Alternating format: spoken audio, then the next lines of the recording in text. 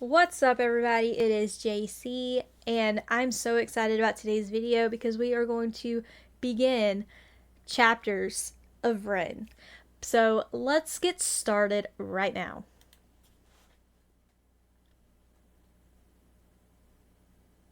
Okay, before we even start, hold up. I know that's his logo for Sick Boy, and I want that so bad. I love that. Okay, sidetracked. We're not we're not going to do it today. Hello everyone. This is the first time I've done something like this before. I wanted to write it down because there's a lot and I didn't want to miss anything. And some parts of this might be a little bit uncomfortable to listen to, but I wanted to stay as true as possible to the story, not miss anything, for the sake of people who might be going through something similar, or for the sake of people who don't but want to help understand a little bit more. Yeah. I promise that everything in this story is 100% true. Nothing is exaggerated for dramatic effect. Some names I don't mention and some details I don't go too far into or downplay them for the sake of the people around me. Timelines might occasionally be a little bit off, but that's just because I've had to write everything from memory from a time that was quite hazy. I asked before embarking on this journey with me that you all respect the privacy of myself and the people around me. You might be compelled to reach out to some of the people that I mention, cast judgment, praise them, criticise them, and I ask you kindly not to. It's my choice to be in the public eye, and it's mine alone. This is the first time my story is on the public record in a concise way. Being in the public eye is strange. The more that I give to you, the less that I get to keep for myself. I don't find the experience of sharing particularly enjoyable. I don't so much like the questions that follow. And I'm not a medical expert, so I don't like to be seen as somebody with all the answers, because I don't have them. And because of the empathy that I feel, I'm compelled to try and help as many people as possible. But the last time I opened myself up to this on a one-on-one basis, I was surrounded by a lot of death, and there simply weren't enough hours in the day. So I ask you, if you need support, please reach out to a professional or use my music as your companion. I share my story in hopes that somebody who needs it finds it, that it provides hope, that it might ease the suffering for the people like me. I like my solitude, so I ask that anyone who respects the work I make and respects my contribution to the world to respect my solitude. A lot happened in my teenage years, and I didn't live the most normal of lives, but I'll save that story for another time. The important thing to contextualise this story is that I was full of life. I was full of a burning desire to change the world. The flaws in how we interact seemed obvious to me. I believed in people's power to change the unnecessary suffering we inflict upon ourselves. I was also enamoured with music. Music is the closest thing to God that I have. It's a gateway to the unexplainable, and it's a way of communicating the inexpressible. There's just one moment I want to share with you from the years before I got sick. I was 17 and I felt indestructible. I'm not sure why, but my whole life I had this feeling inside myself that I was meant to do something important, not for myself, not for praise, not for personal gain, but something that would change the world for the better. It's hard to describe it without coming across like an egomaniac or having some sort of God complex, but I felt like I had some sort of divine purpose. And I remember feeling this so strongly that one afternoon after school, I stood in the centre of my bedroom and I spoke loud into an empty void. I said that I would single-handedly take on and defeat the forces of evil, and I welcomed them to try their best. Throughout the years, that memory stuck with me, taunting me sometimes. Flash forward to 2019. I remember the first day I knew something was wrong very well. I woke up in an unfamiliar room in Cardiff, feeling like a raven had perched itself upon my heart. Every time my heart beat, it's like some part of me was aware of the foreboding death sentence that was to come. Some sort of primal instinctive dread. Everything felt wrong, and I felt prosthetic, like I could tear my own skin off and observe, though I was watching passively from another room.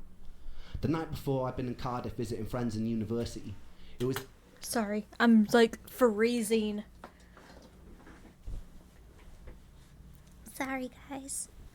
But no, like so far, like I'm not gonna pause it and say a lot, but like since I am pausing it because I'm freaking cold, um, the whole raven on the heart, like that's such a strong, like, metaphor. It's a metaphor, right? Yeah.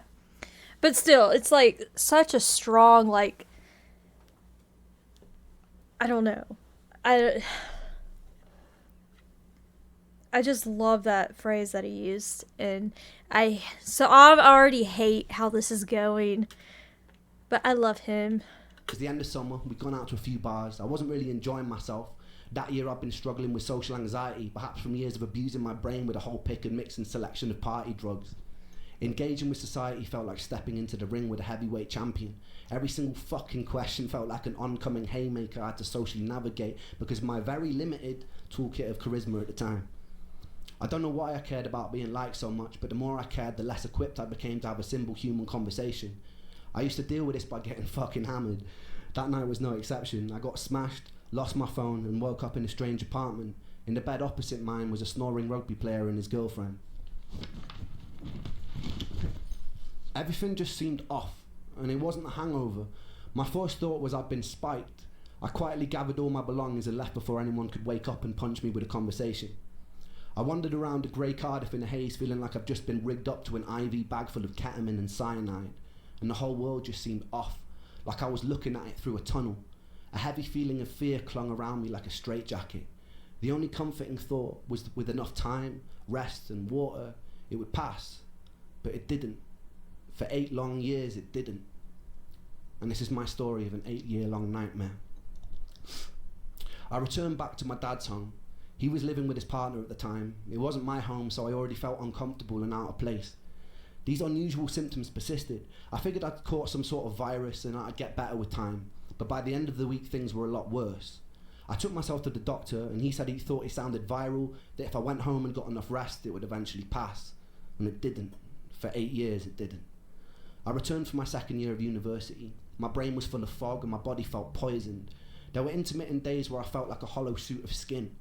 I'd sit in lectures unable to focus and was devoid of any sort of personality. I'd be able to have basic conversations, yeses and nos, but I was stripped of the ability to think spontaneously. It's like my body was taking up so much processing power being sick that I could not have original or spontaneous thought. The most peculiar thing about this was there was a me that was aware that this was all happening and was observing it from outside of myself, locked out, screaming silently, banging on the walls of my mind to be let in, and never successfully. And nonetheless, there I was, like a ghost haunting myself. My usual routine was getting home, running a shower and curling up into a ball to cry underneath the running water, not understanding what was going on. I brought myself to the doctors numerous times during this period, requesting every blood test they'd let me have, often being dismissed and told things like stress from university can cause strange symptoms. But how come no one I knew in university could relate to this? Eventually I was put on a 6-month-long waiting list to see a mental health specialist who did a short 1-page questionnaire and wrongly diagnosed me as hypercycling bipolar and put me on a course of citalopram. After a few weeks it stole my ability to sleep. I was told to stick it out and it would level out and eventually I'd feel more like myself. I stuck it out and I got worse, and I pulled myself off it after 2 weeks in a row of sleepless nights and insomnia. There's something pretty peculiar about being told you're in some sort of spectrum of madness, even if you suspect that you're mad. Your diagnosis finds a way to claw itself into your identity even if it doesn't belong to you. Ever since I was a child, I'd always be asking what and why and how things worked. I couldn't really accept things as they were without knowing how. I carried into my adult years, and so as the bipolar hammer crashed and sentenced itself into my reality, I began searching online for behaviours associated with it, people's first-hand experiences, what it felt like to be manic. In these earlier days of my illness, the symptoms would fluctuate in severity day by day. Some days I'd be in a thick, tired fog, and other days they'd be more merciful.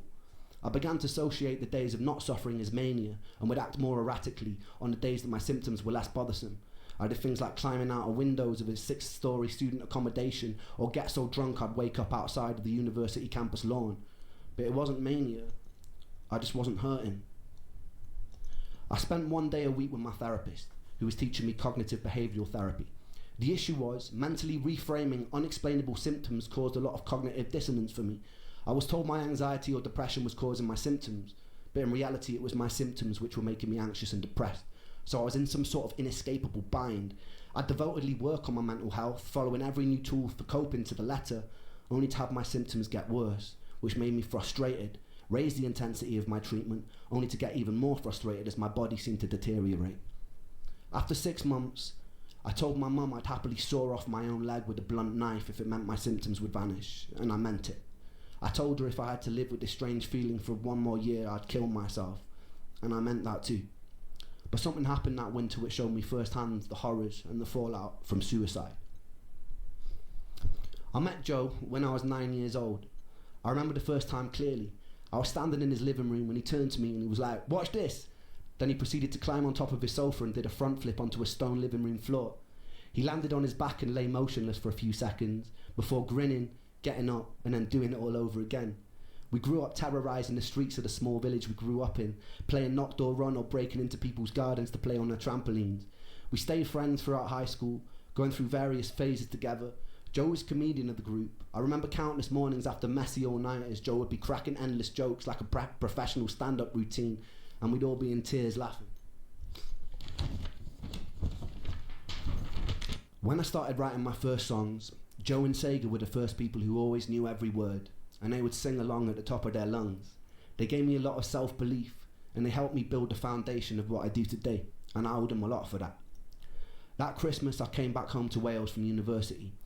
On Christmas Eve, me and Joe were sat in a pub, and he turned to me, and he told me that he'd fantasised about walking into the sea until he was totally submerged.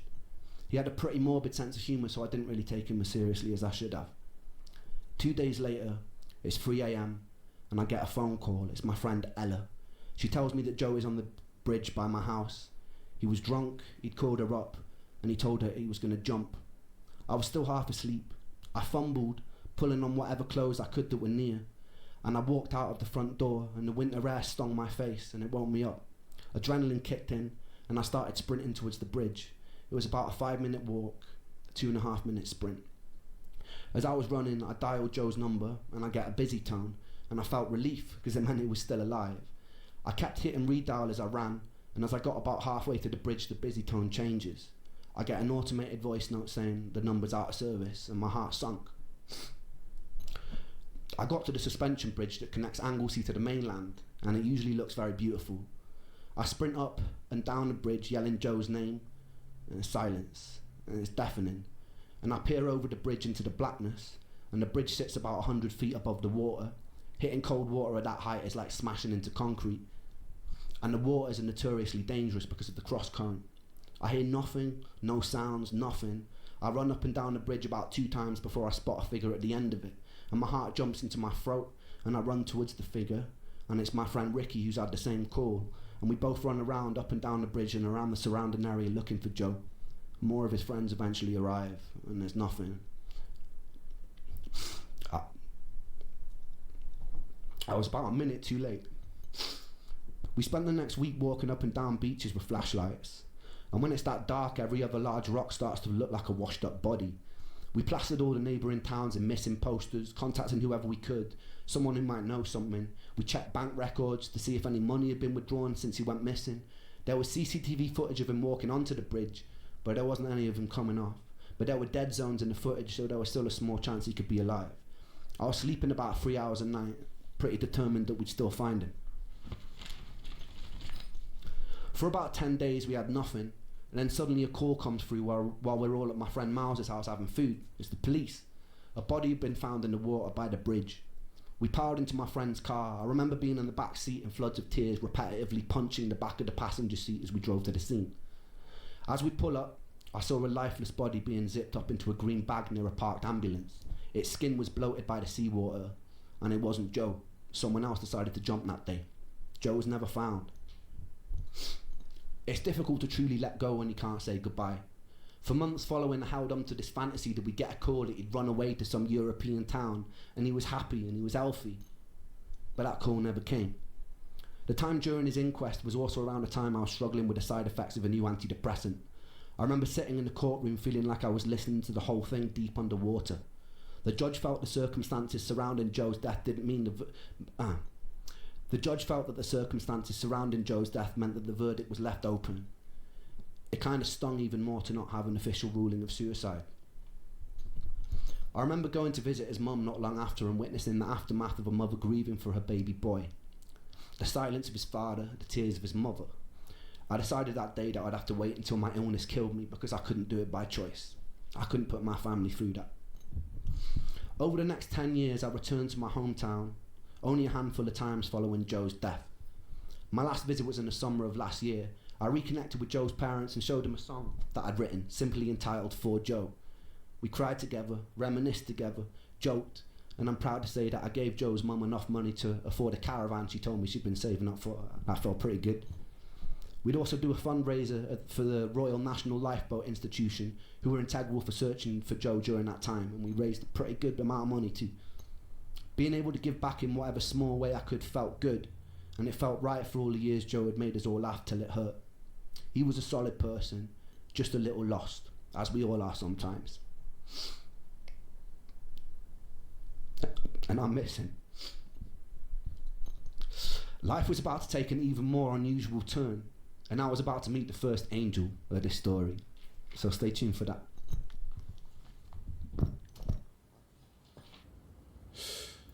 Good Lord.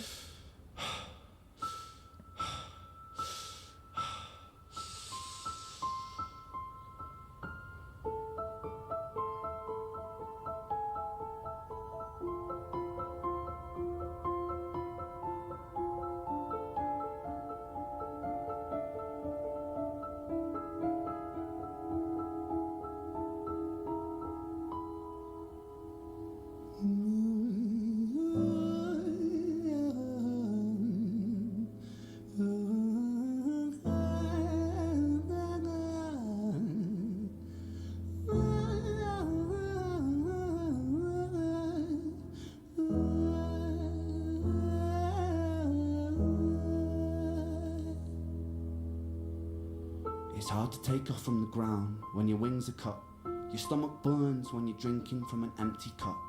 You know the entire ocean came from my tear ducts. I see the world through Fibonacci sequences and double Dutch. I guess there's some that's born lucky, there's some that's not. I tried to cut away my bitterness, hatchet job. I locked my youth inside the trunk, inside the pickup truck, then dumped that whole thing over that same bridge the night you jumped. I think about that sometimes, vividly. What it felt like to look down and see tranquility. One sudden movement in a world of possibility. Only one movement to expose our fragility. I fucking miss you, and I miss myself. I miss thinking we were indestructible as hell. I miss chilling by the pier cave and kicking back with Callum, Hugo, Justin, Sega, Stevie and the fucking lads. I miss missing that. I numb myself to close the gap. I never even call them up. Distance is my plaster cast, to tell the truth. The day you jumped, my childhood jumped too. But I still can't find the anger. All I find is missing you, man, I miss you.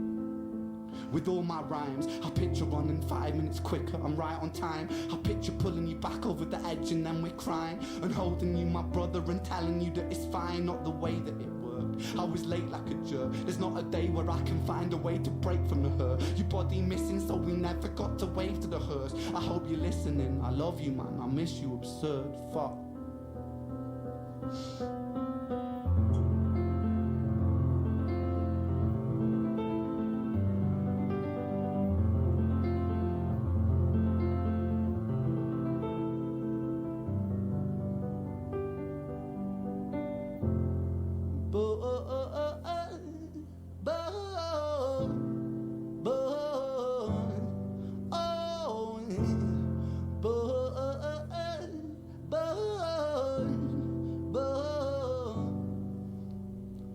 Another domino, it falls. Across the way another's born. How you're supposed to raise a child and give it courage from a storm. In a world that is confusing, contradictions pave our flaws. Some will say we're only human, others judge us for our flaws. Some get born in sheets of satin, some get by in tattered clothes. Some will die before they live, that's just how the story goes. But for those of us still with us, who reside inside our hearts, tell them proudly how you feel. And for those of us who aren't, freckled angels stand strong, freckled angels live on, freckled angels climb higher, freckled angels still inspire, freckled angels won't forget you, teach me to live my life better. 13 years and still I miss you, now my wings are missing feather. Otherwise I'd come and join you, but for now I'm here on earth, stuck inside this mortal body. But for everything it's worth, made me braver, made me wiser, made me stronger, made me true, made me face the world with courage. And that's all because of you.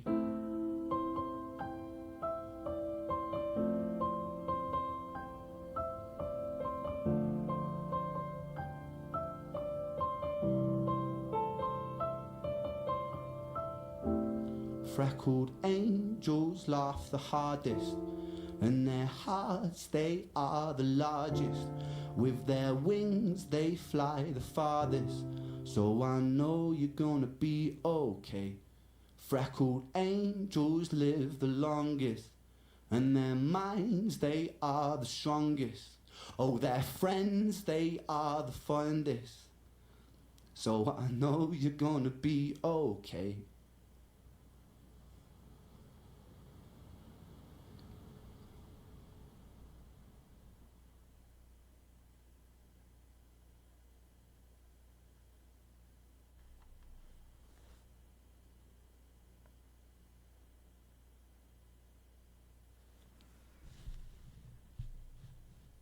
He almost got me. I did hardcore tear up.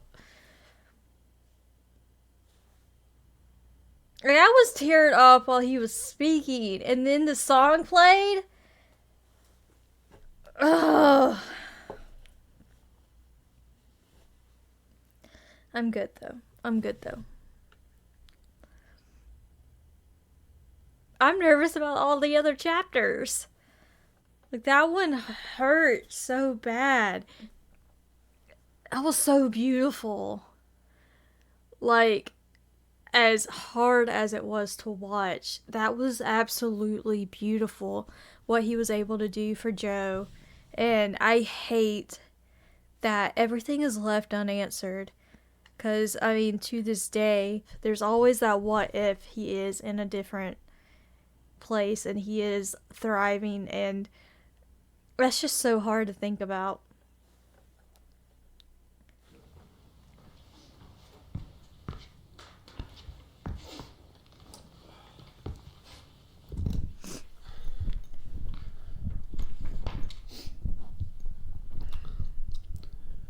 A year of living in a nightmarish purgatory does strange things to your psyche.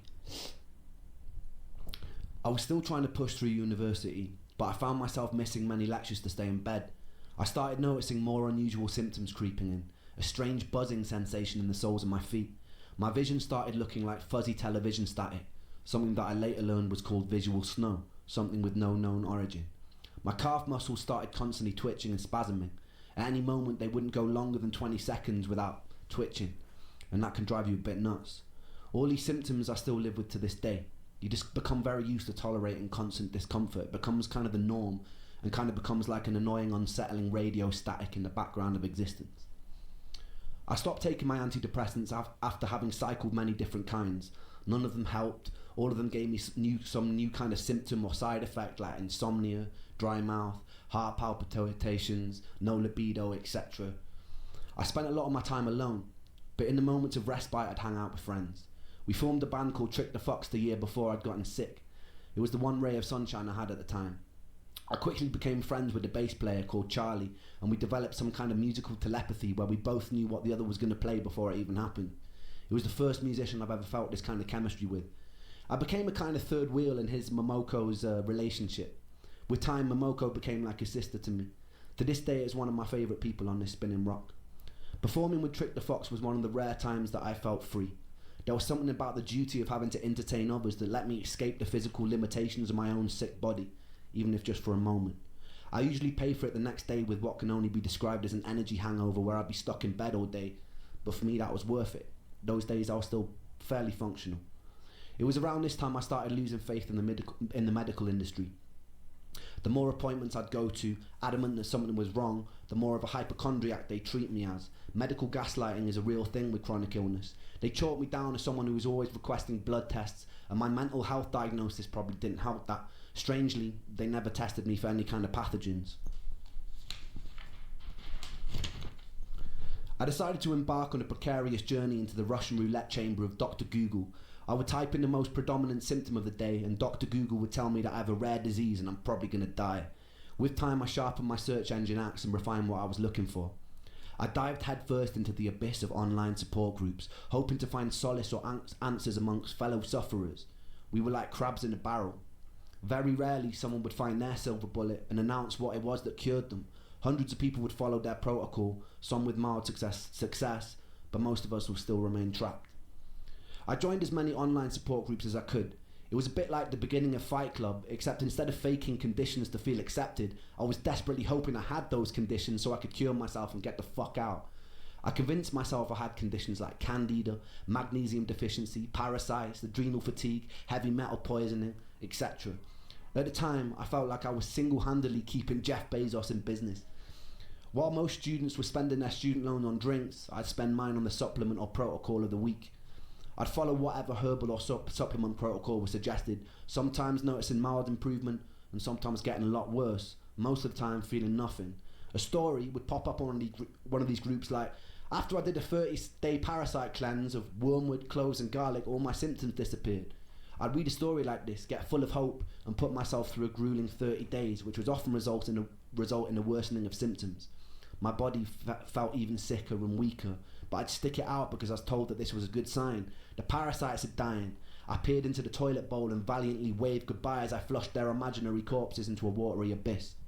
At the end of the 30 days, I'd be left with a lighter wallet and all my symptoms still remaining. And if that didn't work, I'd move on to what was next. Maybe I have seasonal affective disorder. Alright, so I'd get on the internet, order a light, stare at it for 10 minutes a day, and to my big fucking surprise, still have all my symptoms. The only thing that light illuminated for me was that I was desperate enough to buy a glorified table lamp. I kid you not when I say that over the years I probably have taken nearly every dietary health supplement known to man. One of the most grueling self-treatment courses came when I did a round-the-clock heavy metal chelation. I would take a supplement called ALA and DMSA, which supposedly shuttle mercury molecules out of your body through a process called chelation. I would have to take the pill once every 3 hours around the clock, which meant setting multiple alarm clocks to wake up and take them. The supplements came with their own side effects. I remember one time standing in a supermarket and feeling like the sounds and lights were so bright that I couldn't even bear to be in there. I stuck with this protocol for a whole year with no luck. I was still coming to terms with the death of one of my best friends during this time too. I was too sick to hold down any kind of stable job, so I was mostly living off my student loan. Welsh students study in England also weirdly get given a small sum of money just for being Welsh, or almost like a "we're really sorry that you're Welsh" sort of condolence prize. I've always prided myself on my financial independence, so whenever I could, I'd get out on the streets of Bath and I'd busk. I remember the very first time I did. I had my guitar in hand, I perched myself on a bench, took a deep breath, and then bared my soul to the jury of the street, and it was exhilarating. People sometimes ask me what music means to me, and it means life. This was usually the one time I felt like I didn't want to die. This was the one time I could feel a resemblance of something that resembled spirit, that resembled my soul, that resembled me. I even found myself cracking jokes with onlookers, which for someone dripping with social anxiety at the time was huge for me. It was March, roughly 3 months after Joe had died, and I was sitting on a bench in Bath with my guitar singing into a busy street. And this is when I would meet the first angel of this story.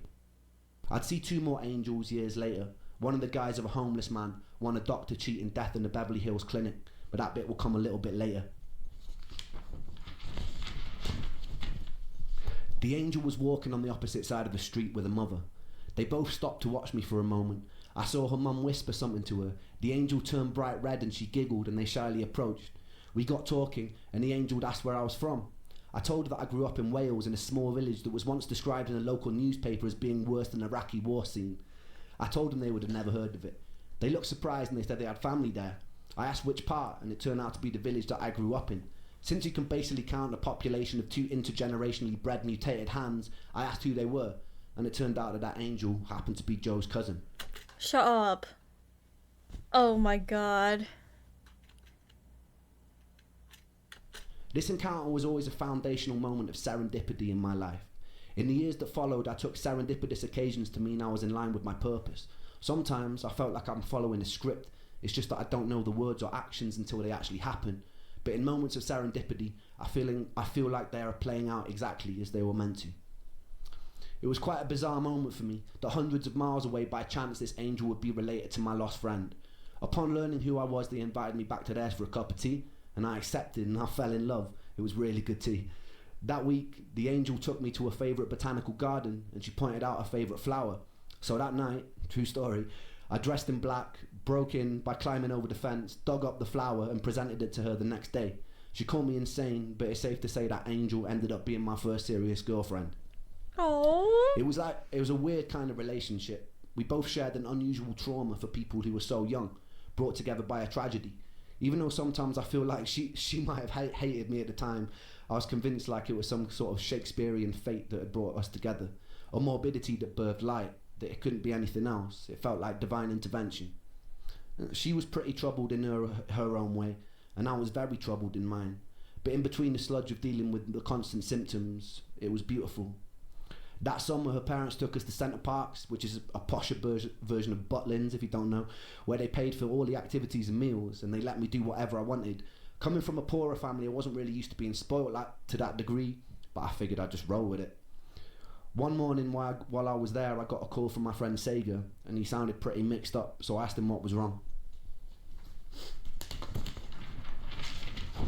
He told me that there was no easy way to say it, but one of my other best friends, Callum, had died. He'd gone cliff jumping in the same cliffs we used to jump off as kids. The sea was particularly choppy that day, and he caught a cross current and he started to drown. Another guy that he was with had jumped in an attempt to save him, and they both drowned. Dang. The first day I met Callum, I was 11. He was in the year above me in high school and used to walk around with these massive baggy bright orange jeans. He hung around with all the goth kids and I thought they looked super cool. So the next day I painted my nails black and fashioned a necklace out of a severed extension cable from an old VCR machine. I infiltrated the group and I gained their trust. Not long after, me and Callum were friends, wandering around beautiful Welsh countryside looking for the most scenic places to smoke weed. We stayed friends throughout high school and I truly loved him. When Callum died, I couldn't properly grieve. I felt weirdly numb after losing Joe. I'd often feel guilty for my inability to cry at the time. A couple of years later, I'd learned another friend of mine that I used to play function gigs with had thrown himself off a cliff facing Dover, and again I felt numb. I couldn't tell if this new acceptance of the inevitability of death was a beautifully liberating thing, or if it was a sign that my humanity was slipping away. To this day, death has kind of remained a bit of a matter-of-fact part of my life. During my years of sickness, I had to crawl through a morbid longing to be killed by my illness to find a more peaceful acceptance that death is just an inevitable consequence of life and it doesn't spare anyone. That never left, and I haven't ever really been scared of dying since. Some days I've tempted it. What I'm more scared of is having to live my whole life as a sick person. In my relationship with death, the most healing moment occurred just 2 years ago. My grandmother, who I loved to pieces, was dying, but I actually got the chance to say goodbye this time, to hold her hand, to thank her for being alive. I remember not long before she passed, she was lying in a hospital bed, and she was very weak and very pale, barely able to open her eyes. I asked how she was, and it seemed like a stupid question as soon as it left my mouth. She paused for a long moment, and she turned her head to look at me, and she opened her eyes, and she smiled, and she said she felt happy. And it was just one word, happy, which was simple and it was beautifully profound. And that was one time I'd gotten a chance to say goodbye. And it was the first time that I hoped that one day I would die happy. The following year, I would achieve something beyond my wildest dreams, and then I would lose it almost as soon as it came. Stay tuned for that. I don't wanna hear no words today, because they pull me under. In the castle of my room I'll hide away from the outside thunder. Gonna lock my troubles outside of this door, 'cause today it's just me and these four walls. I said I wanna run away, fly to another place, fly to another place, say oh. Said I wanna run away, fly to another place, fly to another place. The light that I hold, it turns to grey, and that makes me wonder, will I always feel this way?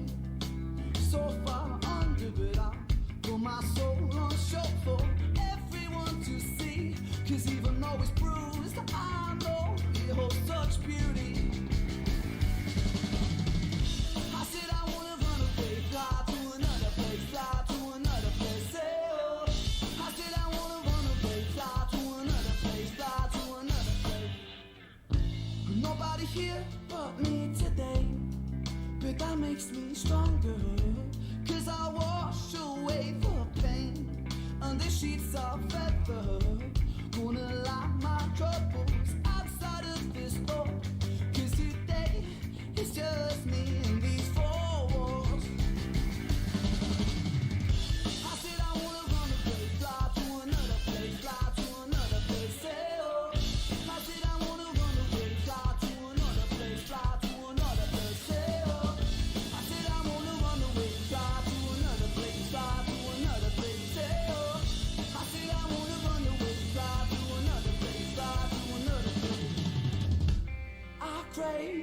relief in solitude. I search for peace, but pain pursues. Please, something just free me, give me some truth. My head is a prison, I need to move.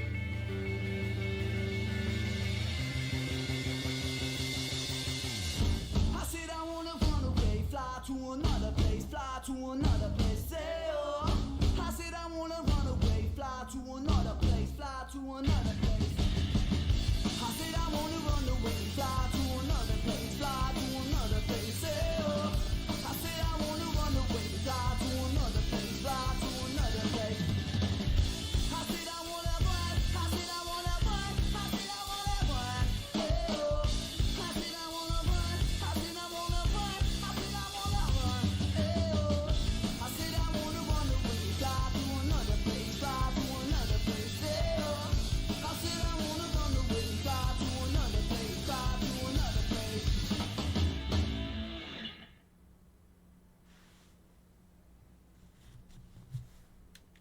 That song was beautiful.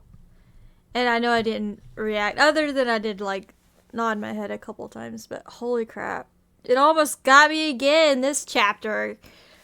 Oh, I'm gonna cry by the end of this. Like legit, tears are gonna fall. But oh, talking about his grandma this time. That's what got me. I mean, it started when he was saying that his other friends also, which it wasn't suicide, but like they had tragedies where, you know, their lives were taken.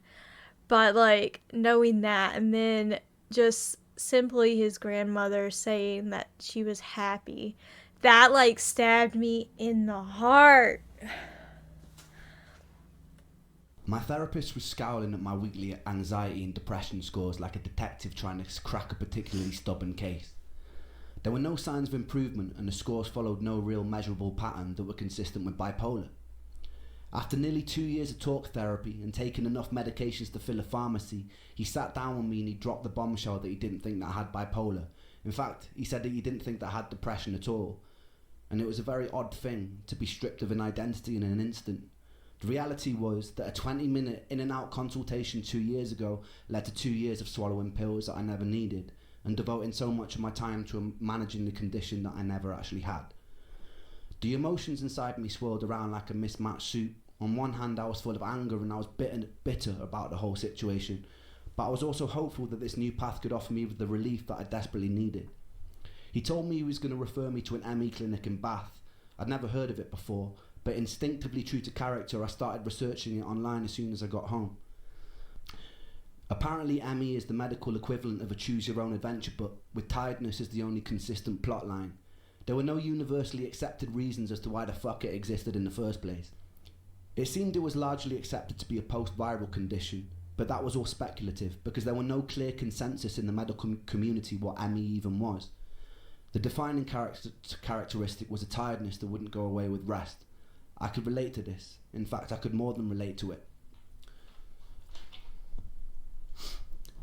For anyone lucky enough to not have experienced this, if you want an idea of what it's like, force yourself to stay awake for 3 nights in a row. During this time, eat the food that makes you feel terrible, and in this sleep-deprived state, exercise until your muscles give out. By the 3rd day, you'll have a small insight into living with this condition. During the years post-stem cell transplant, where I recovered a lot of my health and functionality, I remember getting COVID and thinking it was a walk in the park compared to the first year of my illness. The difference was COVID lasted about a week. The thick of my illness lasted 8 years, and it only was getting worse. I pinned a lot of hope on going to that first visit at the ME clinic. It was a 6-month waiting list, God bless NHS wait times, but I felt excited to be surrounded by people who would understand me, where I could climb out of this nightmare, but my hopes were pretty quickly crushed during that first visit. I remember walking into a space that looked like a disused classroom where a bunch of people on chairs were sitting around in circles like Alcoholics Anonymous. I could feel a sense of camaraderie and that we all felt like dog shit. We were all confused and we were all desperately wanting to feel better. I believe at the time I was probably the youngest in the group. The group leader waddled in and handed us all a booklet that looked like a school timetable. She then sat us down and told about this new revolutionary technique called pacing, where you write down and track everything that you do in a day, and then you do it less. And then with time, do it more again. The theory being that you have a limited bucket of energy compared to normal people, and you need to protect that and gradually push it. I thought this sounded pretty stupid, so I raised my hand. I told her about the pain in my body. I told her that my muscles twitched constantly. I told her that my bones ached. I told her that my mouth was dry. I couldn't focus. That some days they'd be without mercy and I'd be trapped in bed for the whole day. But the days that I wasn't, I wanted to make the most of it. I wanted to breathe the air and I wanted to live. She told me she understood it's hard, but she didn't really offer more than that. She just pointed at the booklet and told me to follow it.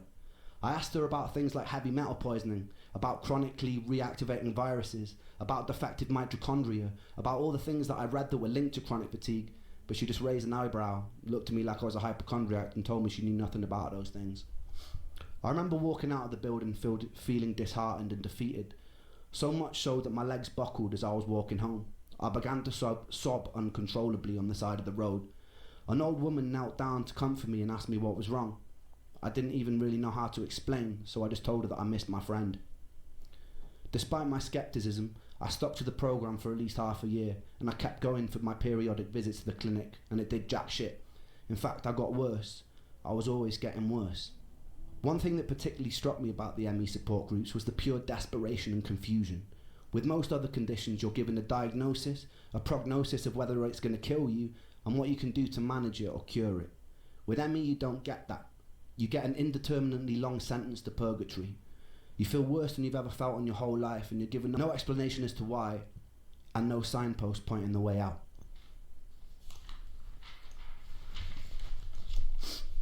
There was no selection bias to the people suffering. Members of the group were anything from esteemed ex-lawyers to single parents to former athletes. One thing I can say, these people were for the most part all extremely driven and collectively mourning their old lives. There's a stigma that because ME's predominant presentation of symptoms is tiredness, that its victims are just being lazy. I can tell you firsthand that me and every single person I've met with genuine ME would rather run 1,000 marathons than have to live another week with the tiredness and the unrelenting fatigue. We were at war with our tiredness, trying desperately to escape it, and some of us would go to extreme lengths to turn ourselves into guinea pigs to try and find ways out. Suicide was pretty common in those online support groups. It was around this time I was swallowed into the music industry. I was out busking on the streets one day and I noticed this sketchy, good-looking Mauritian guy with his arms crossed watching me, really intensely, as though he was studying every lyric coming out of my mouth. He approached me and asked me if the songs I was singing were mine. I said they were. A big smile was painted across his face, and he told me he just finished recording Plan B's latest record, which turned out to be The Defamation of Strickland Banks, one of my favourite albums of all time. He was looking for a new project to sink his teeth into, and he asked me if I'd come to London to record. We got into it. The whole time I felt dreadful, but this was a lifelong dream materialising in front of my eyes, so bit by bit, when I could, I'd get the train to London and start chipping away at my first ever album. I didn't really let on how I was feeling during this time because I didn't want to sabotage it. There would be times I'd finish up in the vocal booth after doing the take, excuse myself to go to the toilet, throw up from the dizziness I was experiencing, sometimes with specks of blood, and then I'd go back and pretend that nothing had happened. I'd be sitting around with the whole room spinning and would pretend I was fine. There was only so long that I was able to keep this up. Eric told me it'd be a cool idea for me to start going to industry showcases and start building buzz. Performing live like this was a whole new level of taxing that I wasn't ready for, but I was so ferociously ambitious that I just ploughed through. The usual way it would go is I'd be in the back of Charlie's car, the whole world would be spinning, I'd be trying my best to sleep in it all day, parked up outside of whatever venue or pub it was in London, trying to conserve energy for the show. Sometimes I'd cry a little before I performed. My whole body would be burning. Then I'd brush it off and I'd get on stage and I'd perform as best I could. People would come up to me at the end, pat me on the back. I'd smile and pretend to be charismatic. Then I'd get back in the car and I wish I was in bed and have to endure a 3-hour drive back to Bath from London. There was only a few shows where I could keep pretending. I'd usually be trying to disguise the fact that my body was trembling through the fatigue and pain. Eventually I started crying mid-set. It became blindingly obvious to everyone working with me during that time that something was very wrong. I told Eric that I needed to take some time out. My plan was to live at home with my mum for a month maximum, get my energy back, and come and finish the record. That 1 month turned into 2 months, turned into 3 months, turned into 6 months. I pushed myself to total burnout. The distance led to me and that angel breaking up, in part because it was difficult to navigate a relationship when you have so much brain fog, and I didn't know what it was well enough to be able to explain it to her at the time. With a loud thud, I'd been jolted out of a Shakespearean storyline. I lost the record deal and I couldn't get out of bed. My friends from Trick the Fox never really called to check up on me. It felt like the whole world was moving at lightning speed without me. I had this amazing opportunity right in front of me and I was chained to the floor. I was alone, I was sick. I wished that my condition would get it over with and kill me, but it wouldn't, and it felt cruel that it wouldn't. It just let me rot in bed. The whole world would continue to turn and I would rot. In the next episode, I'm going to tell you about a fight with a television and losing my anal virginity to an 80-year-old man. Stacey. What?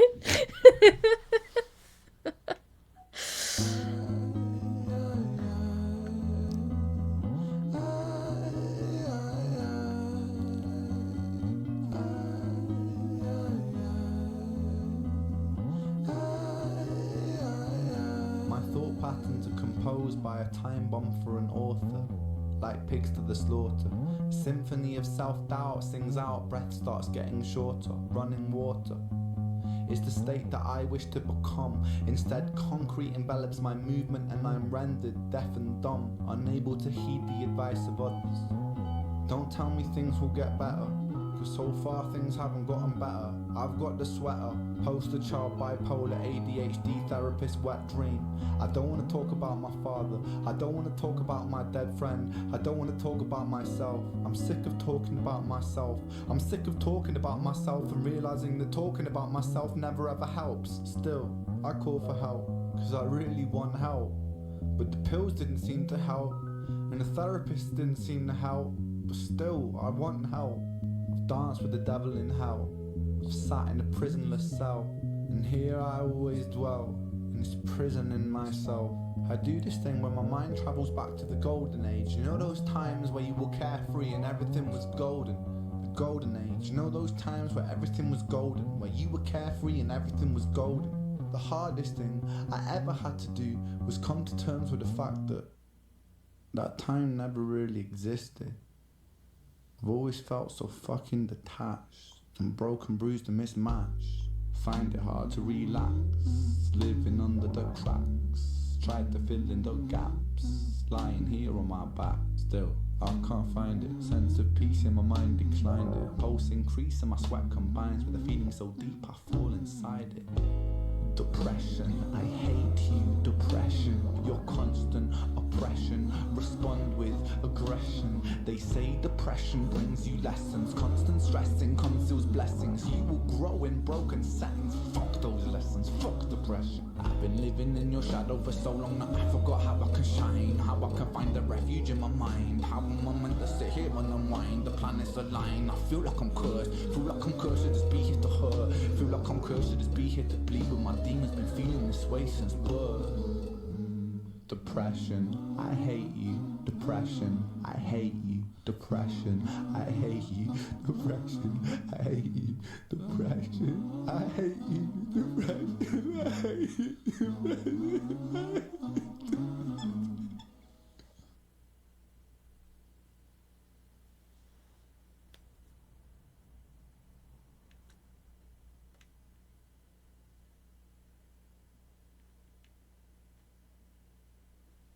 That one was so good.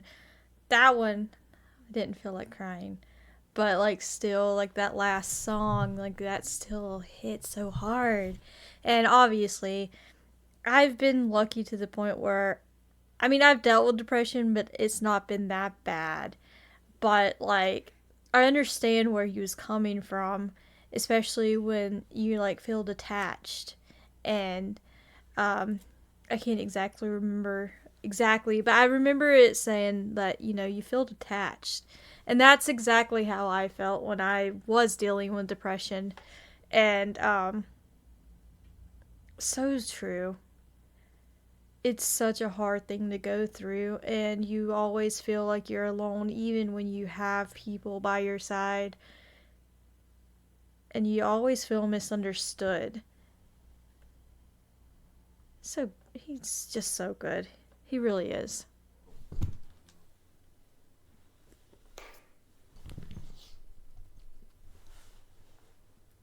During the year I spent living back with my mum, I was leaning even more heavily into scouring the internet for answers. It became like an obsession. Most people my age were watching porn. I was on PubMed learning about mitochondria. I educated myself in things like methylation, the building blocks of mitochondria, various immune cells and their functionality, and which supplements could help theoretically bring about homeostasis in my body. I taught myself of the various pathogens that could lead to the symptoms I was experiencing. Around this time I started ordering medical test kits from private medical facilities. I had a eureka moment when, after posting some poop in a tube to a lab in London, I discovered I had an amoeba and another more benign gastrointestinal parasite called blastohominis. Both could plausibly lead to systemic pain and fatigue. Upon researching the best course of action, I found this doctor in New York who was a world-renowned specialist in treating parasites. Return flights to New York, booked far enough in advance, were a couple of £100 back then. The treatment itself was pretty cheap. I was in no way in a strong financial position, and neither was my family, so I did what I always do when I needed to get money. I wrote and recorded some songs from my laptop from bed. One about getting to New York to find a cure. I sold a modest amount of digital copies to my Facebook friends and my friends and family, just enough to afford a trip. During this time, my symptoms had gotten a lot worse, so the entire visit was a bit of a blur. I remember sitting in a waiting room and struggling to find an inch of wall space that wasn't taken up by the countless medical qualifications and the diplomas attached to it. I half expected the walls to start bragging about their Ivy League connections and debating the latest medical research while us mere mortals waited to be called in. When I was finally on the doctor's table, I was told to take off my clothes and put on a blue disposable paper robe.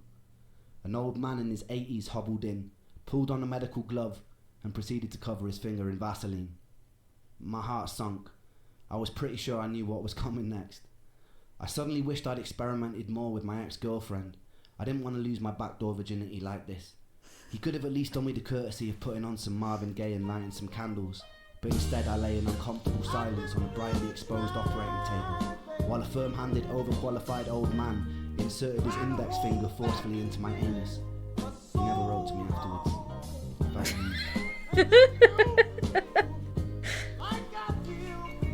Nonetheless, I was officially diagnosed with a parasitic amoeba and given a course of heavy-duty antibiotics to take.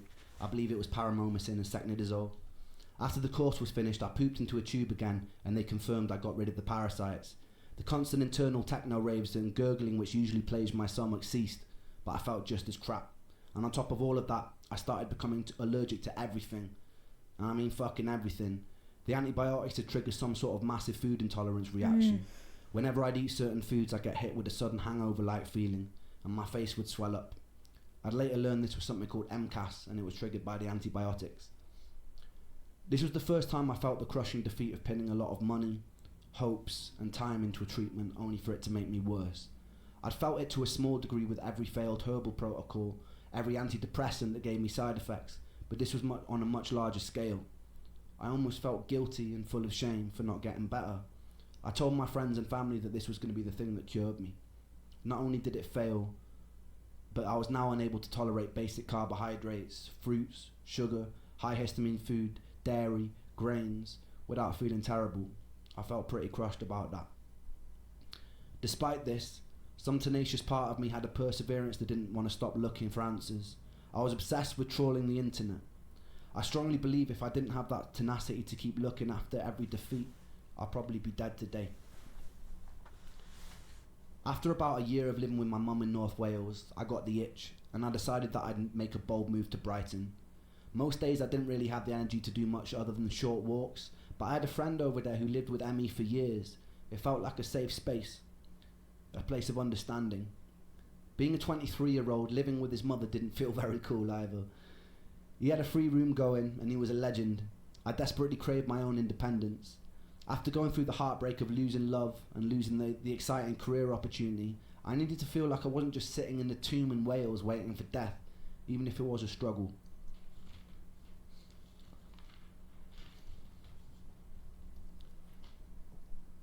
I made the move.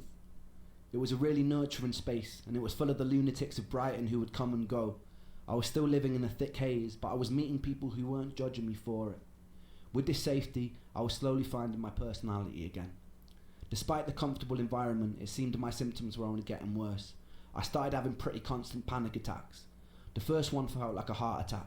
I'd never experienced a panic attack before, so I wasn't familiar with the symptoms. My whole face went numb, and my heart felt like it was about to beat out of my ribcage.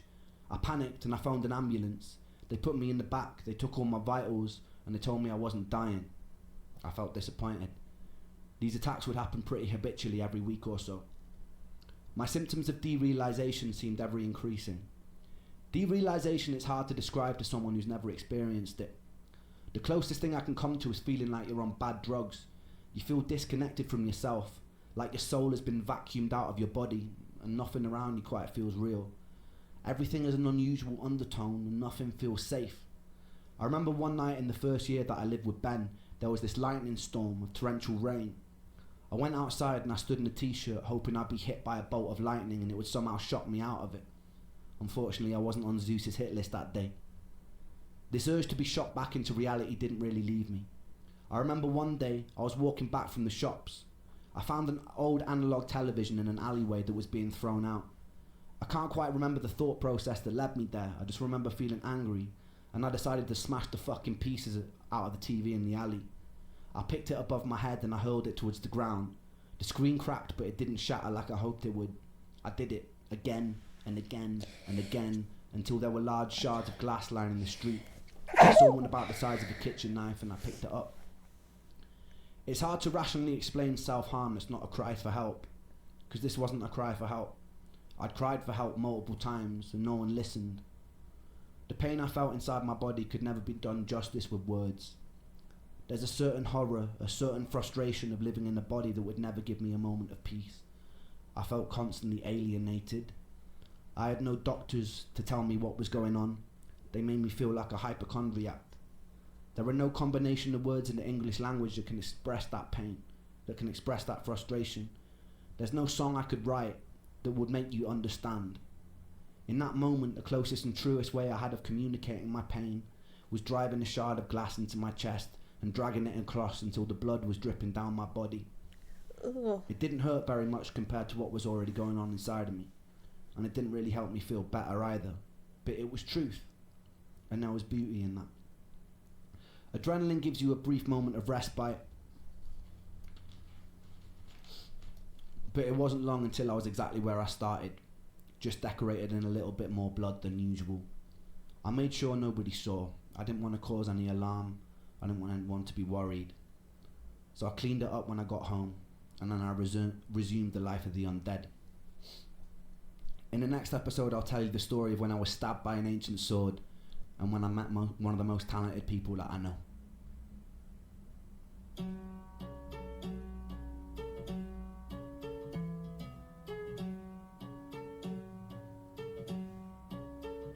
I got tears on my sleeves, hold on, and holes in these jeans, hold on. I haven't slept in weeks, hold on. I haven't found no peace, hold on. I get my teeth tied, hold on, and these tears run dry, hold on. Two bloodshot eyes, hold on, two bloodshot eyes. I don't belong here, in a place where life has left me. I'm 25 going on 150. My body feels old and I'm trying to lift the weight from my soul, but it's moving against me. I've emptied out my tear ducts, I lift my middle finger up, I'm screaming fuck you to all the demons here that keep me stuck. The pain is sharp like paper cuts, I hate them much, but yes I trust. I must combust, I must blow up, I must have all this courage up. Boom, sparks fill the room, I'm feeling the rhythm I move. My soul is more worn than the soles in my shoes. Nike trainer blues, a man with none to lose. I think I lost my sanity, calamity in shoes. Poor choice maker, I rip out the pages of fate, then I roll them up like bizzle of paper. Taker, lung full of destiny, a man with no part is a very strange entity. Tears on my sleeves, hold on, and holes in these jeans, hold on. I haven't slept in weeks, hold on. I haven't found no peace, hold on. I get my teeth tied, hold on, and these tears run dry, hold on. Two bloodshot eyes, hold on, two blood bloodshot eyes. Do you ever question your fate? The questions I make, is this all predetermined, the script or a play? Am I the protagonist in this tragedy? Or will I be the author of stories unmade? If so, I'll dip in my quill to my ink pot. Keep on writing, never stop until my beating heart it flops. I'll write a whole different story. Scene one, a boy full of hope, a boy full of glory. Who stutters, I'm under the top. Would rather be tougher and live a smoothie like butter, but not so bitter and cut up. And so I sit up and shut up. It's like I lived up and struck up the courage never to fuck up. And now I'm feeling the ruckus, feeling the static, and now I'm feeling the flames, and now I'm feeling the strength inside the room with my pain, my boxing gloves and my hope that I trust to bust an uppercut, cut my demons up. One. Boom like a tsunami, smooth like a punani, bend the birds like Kopagami, Salvador, I'll be the Dali, only love like Bob Marley, golden ticket, call me Charlie, riding Harley's Bengali, Tiger Star, call me Arnie. I'll be back. And I cut the slack, track your facts, relax, you're in the beast, and then seek you in the beast, and I'll reach the canopies, and yes, we climbing, building a brave new world inside a whole new designing. With all this fire, we burn like the sun. A new dawn is rising, a new dawn it comes. Yeah, diggity diggity down with all these corporations. They burn up the land for the greed that they run. Run deep with their roots, but their roots can be lifted. I'll be your renegade, yes, I'll make a fist kid. Try to seek truth in the kingdom of lies. A boy so lost with two bloodshot eyes. Tears on my sleeves, hold on. And holes in these jeans, hold on. I haven't slept in weeks, hold on. I haven't found no peace, hold on. I get my teeth tied, hold on. And these tears run dry, hold on. Two bloodshot eyes, hold on. Two bloodshot eyes. Ha, ha, ha. Hold on. Hold on. Ha, ha, ha. Hold on. Hold on. Two bloodshot eyes. Hold on. Hold on. Two bloodshot eyes.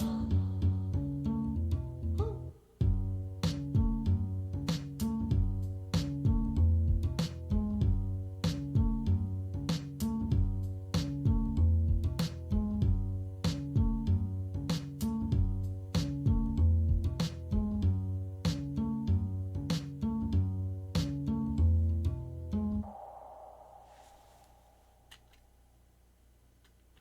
I love that song. That one might be, like, it's not one of my favorites, but it's definitely up there. I enjoyed that one. I like the beat that the song has and the way that Ren changes it up every once in a while. And obviously, it's Ren. I love the tone of his voice the entire time. And I just love it. I do. I tried to cling on to music in whatever ways I could during the time I was sick. During my time in Brighton, whenever my energy would allow it, I'd get myself out onto the streets and I'd go busking, about once every 3 weeks or so. It was my second year in Brighton, and I remember one evening heading home with my guitar and my busking amp after a couple of hours of playing on the street. I remember hearing this amazing ethereal voice. Are we gonna meet Sam? Sorry, I got a little excited there. While heading through the lanes, and I saw that it was coming from this 16-year-old kid. I've always had a deep admiration and feeling of camaraderie for buskers. There's something about the willingness to be able to bare your soul to a street full of strangers that really moves me. I noticed that the kid didn't have an amp. He was singing totally a cappella, but you'd only hear him if you were within a few meters of him. I knew from years on the street and singing a cappella than myself that an amp can change everything. I had this compulsion to offer him mine. I approached him and I told him that if he plugged in and sang while I played guitar, the whole street would stop in its tracks. And I was right. His voice soared across the street and people started stopping. Not long after, we had the whole street's attention. Something quite magic was happening. This was the first day that I met Sam Tompkins, someone who would be integral to my whole life changing later on. He had a friend with him, this guy called Connor Honeysett, who would later go on to be my manager.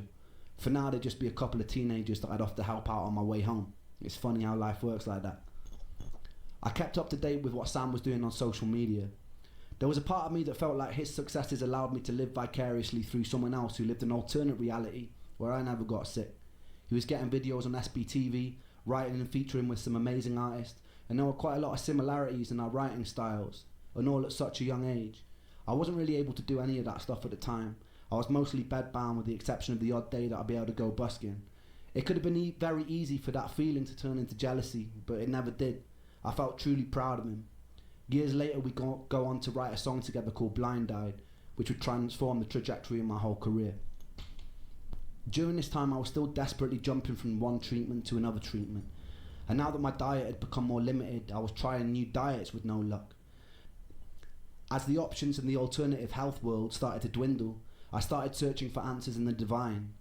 In the former years, I had moments where I found myself sitting in churches, talking in tears to whoever might be listening, or experimenting with energetic healing modalities like Reiki. With time, my searching started taking even more unusual turns. I started looking to things like exorcists.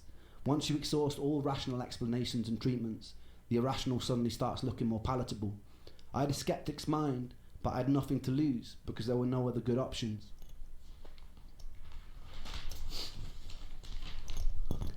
My friend Momoko's mother was from Japan. She aligned herself with a sect of Buddhism called the Nichiren Daishonin.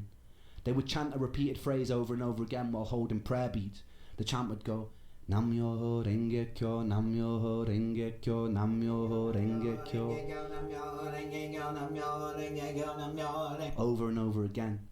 Its intention was to align you with your innate Buddhahood, to cleanse you of any bad karma and put you in alignment with your true destiny on earth, to find peace, to find tranquility. Momoko's mum gifted me with my own set of beads, and I began to chant every morning. Eventually I joined a group in Brighton after a serendipitous meeting with an incredibly eccentric, bright colourful suit-wearing piano tuner. He spotted my beads and he grinned at me and he pulled out his own. We'd sit in a small group and we'd chant for hours sometimes. There was something comforting about trusting the course of my life and illness to an incomprehensible power outside of myself. I spoke openly in these meetings that I loved feeling part of something, but that I really struggled saying with certainty that I believed in it. This was the issue I faced with every religion I temporarily aligned myself with, looking for answers. Something in me couldn't bring myself to take ancient texts as gospel, all too aware of how man twists so-called spiritual doctrines to suit his own power-hungry pursuits. I wanted divine proof. I sometimes screamed at the sky or the waves and begged for it. I was answered with sickness. If there was a creator, I was angry with it. The irony was that I envied people of faith. I felt like people who truly trusted themselves to a higher power seemed to possess a level of calm and acceptance that I didn't. One of my stranger encounters was going to see a shaman. The shaman, of course, was a middle-aged white woman in a quite nice-looking cottage in Brighton. She told me to lie down, and she proceeded to lean over my body and made noises like coughing up phlegm, while speaking an unknown ancient language that seemed to include whistling noises. After about 20 minutes of making distressed groaning noises over my back, she paused in contemplation for a while and proceeded to tell me that I'd been killed by a sword in my past life. She made sucking noises near the supposed stab site on my chest, and then she spat into a bucket. She then placed a little stone into my hand, and she told me that I had to bury it on a high hill in Brighton on the next full moon. The most depressing part of this story is during the next full moon, I did indeed find a big hill, dug a small hole, and I buried the stone in it. Oh. Surprising to say, fuck all happened. It was this journey into the spiritual unknown that led me to a very unsettling experience. I located a therapist online who had claimed to overcome ME herself. She specialised in it and dealt with people's past trauma, but also worked with energies like Reiki. I had to get the train to where she lived. She met me in the car and drove me in silence back to hers. There was a bit of an unusual energy about her. I've always been really good at reading people. I can't quite explain it, but sometimes when I meet someone it's like I have a sixth sense for whether or not they'll play a significant role in my life. This person's energy felt alien to me. When we arrived at her, she told me that she sometimes would consult with her horses about people's health conditions. It was at this moment I knew that she was probably insane. Nonetheless, I shared a lot about my life. We got into the trauma of living with sickness, what it was like to constantly mourn your own life. It was comforting at first, and it felt like a safe space, until it got a bit weird. One day she offered me a glass of water before a Reiki session, and during the session I fell into a deep sleep. When I came around, multiple hours had passed, which was peculiar for me. I usually have issues with sleeping and couldn't drift off, particularly not in unfamiliar environments. She assured me it was total normal and to get plenty of water, and I thought nothing of it. Lines started getting somewhat blurry when she'd invite me for meals with her and her husband. I took it as friendliness, but I noticed that she started messaging me outside of clinic hours. One time I agreed to create music for her in exchange for some extra sessions. Not long after, I started getting strange messages in my Facebook inbox. She started telling me how she knew that all my previous songs had been about her, which they hadn't. When I dismissed this, she would sometimes message me saying that she was outside of my house, telling me that our souls were bonded and that bad things would happen to me if we weren't together. To put it lightly, I was already in a pretty weird emotional place because of years of sickness. So having someone in a position of trust abuse their position like this shook me, and it shook my trust in therapy even more. It shook my trust in people in general. I told her to never contact me again, and I blocked her, but she would still occasionally get through on other numbers. One time she'd phoned my mum's house relentlessly. My mum, knowing the details, told her to stop harassing me and threatened to get the police involved after things which went silent. This was also the year that I met my second ever girlfriend, who I'd later be engaged to for a short amount of time. My little sister had already set the relationship up in her mind. She met this girl in Bristol who she got on with super well, and somehow she wingmanned me and planted the seed in her brain that she'd be perfect for her older brother, me. My sister's friend had moved to Brighton, but I was blissfully unaware of this matchmaking. At this point, I was living in a house share in Rose Hill Terrace in Brighton with some lunatics I'd met at Ben's house, and Momoko had moved down from Cornwall. The house was only meant for 2 people, but Momoko and I had pretended we were married and pretended that we were going to have a baby to be able to get it. As soon as the deed was signed, we moved in with about 5 other friends, one living in the living room, one in the attic, one in the study, one in the conservatory. It's safe to say rent was pretty fucking cheap. One night my friend Luke was throwing a party and she rocked up with a few of her friends. My sister had pretty good taste in girls and I had a crush on her instantly. At some point in the night we both ended up lying on my bedroom floor on a bunch of sofa cushions while about 6 other people were sleeping in various places in my room, one somehow in the upper compartment of my wardrobe. True story. She asked me to tell her a bedtime story, and I made up the most unhinged story I could think of. By some sort of miracle, she found my madness endearing, and we ended up kissing a lot and staring into each other's eyes till we fell asleep. It's strange navigating a relationship when you're sick. I couldn't go out to eat at restaurants because I was allergic to everything. I didn't have the energy to do most normal things that couples do. Some days I'd be so full of brain fog that my personality disappeared, and it was hard to explain that to someone without them thinking that maybe you were just being a bit off with them.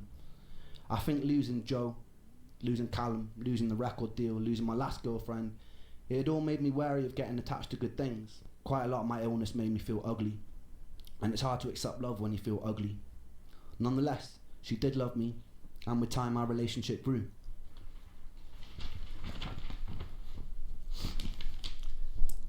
It was around this time I was contacted by a woman called Jennifer Breer, an incredibly inspiring woman whose journey seemed to parallel mine. She was an incredibly ambitious PhD student at Harvard who one day was struck down by a mystery illness that confined her to a wheelchair. She spent most of her life tirelessly searching for a way out. She was doing a Kickstarter to raise money to make a film called Canary in a Coal Mine. It would later go on to be renamed Unrest, and it would go on to win multiple awards, and it's still watchable on Netflix to this day. It's an incredibly important and very moving documentary about the horrors of living with ME. I recommend everyone checks that out. At the time, I started health blogging. I created a series of video diaries that I named Me versus ME. It would be a video document of my various trials with different alternative treatment approaches, and generally a look into the life of someone with a chronic illness. I didn't know it back then, but those videos would save my life. I guess I was occupying a place that was needed, as quite quickly many people in the chronic health communities gravitated towards my videos. Every day, I'd be sent messages telling the stories of the people who had fallen in between the cracks in the floorboards. There was heartbreaking stories of frustration and confusion, people mourning the people that used to be, some who were new to this world, some who had been there for decades.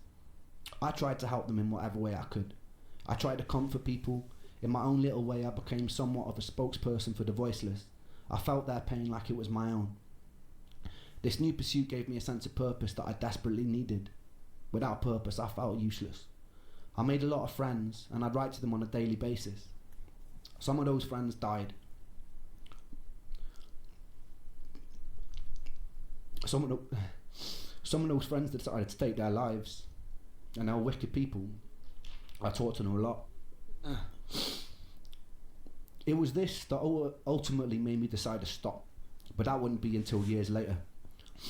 Immersing myself in the horrors of this illness and trying to carry some of the weight for the others while I still wasn't strong enough to carry my own eventually took its toll.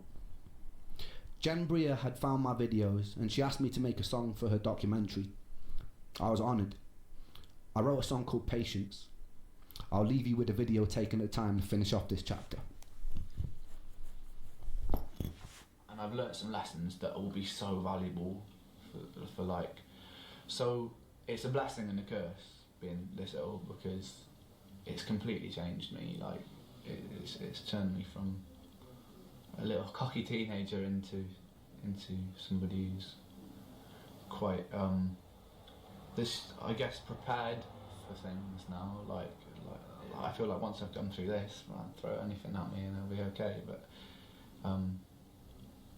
at the same time, as much as I see it as a blessing, I hate it. I do hate it. I think it was Thomas Edison that was like, I haven't failed, I've just found 1,000 things that don't work, which is kind of nice to look at it that way, like I'm just eliminating things.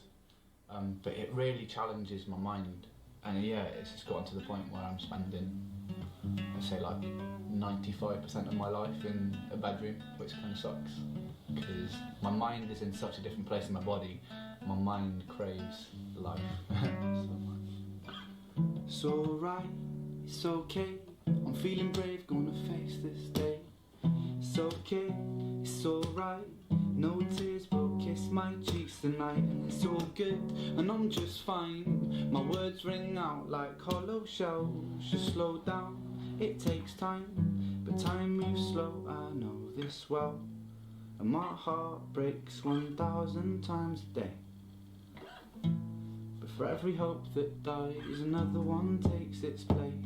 Because I have the strength of a mountain, and I've got the courage of the deep blue sea, and I have the heart of a lion, and the stars burn bright inside of me. And although you test me, my God, I stand so proudly. Can't you see that I have the strength of a mountain, and I'll take all you throw at me.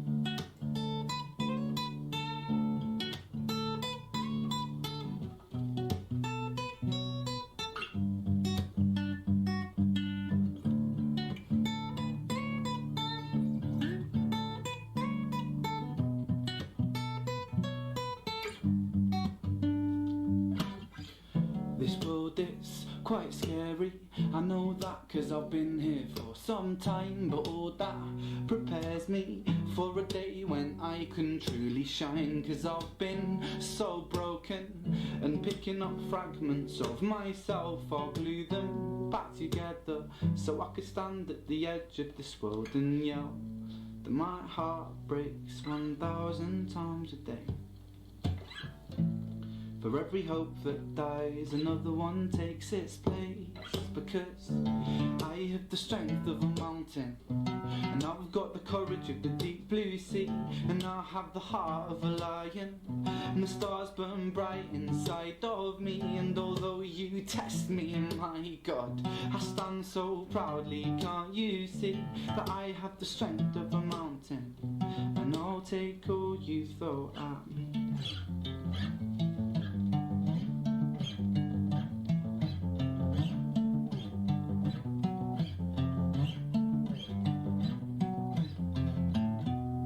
Dust the cobwebs off this sheath, and I'll take the sword of my belief, and in this storm I will not flinch, and I will not move,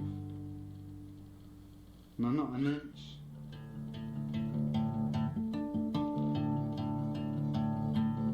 Because I have the strength of a mountain, I've got the courage of the deep blue sea, and I'll have the heart of a lion, and the stars they burn bright inside of me. But although you test me, my God, I stand so proudly. Can't you see I have the strength of a mountain, and I'll take all you throw at me.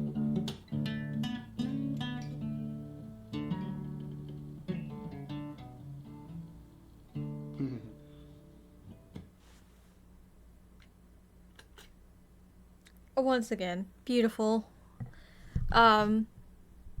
There's no words for this guy. Like, he's so talented, and like as emotional as this has been, I'm glad that I've taken the opportunity to watch this because I do have a better understanding so far.